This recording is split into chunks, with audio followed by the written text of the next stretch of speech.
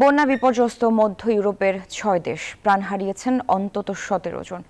ভয়াবহ অবস্থা Romania, Hungary ও পোল্যান্ডে। দানিবিউয়ের পানি বেড়ে যাওয়ায় স্লোভাকিয়ার রাজধানী এবং হাঙ্গেরির বুদাপেস্টও ব্যাপক ঝুঁকিতে রয়েছে। এদিকে ঘূর্ণিঝড় ইয়াগির প্রভাবে দক্ষিণ পূর্ব এশিয়ায় বাড়ছে ক্ষয়ক্ষতির পরিমাণ। ভূমধ্যসাগরে সৃষ্ট নিম্নচাপের প্রভাবে মধ্য ইউরোপের দেশগুলোর বিভিন্ন নদীর পানির স্তর বাড়ছে, দেখা দিয়েছে ভয়াবহ বন্যা।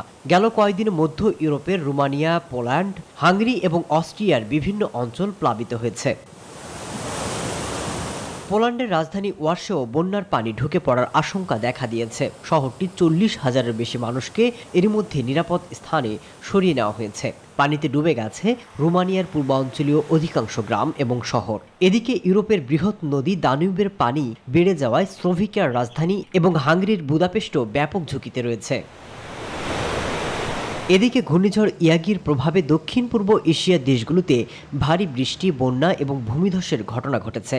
এতে করে ওই অঞ্চলে লাখ লাখ মানুষ চরম দুর্ভোগের মধ্যে পড়েছেন। চলতি বছর এশিয়ার যতগুলো ঘূর্ণিঝড় হয়েছে এর মধ্যে সবচেয়ে শক্তিশালী ছিল ঘূর্ণিঝড় ইয়াগি।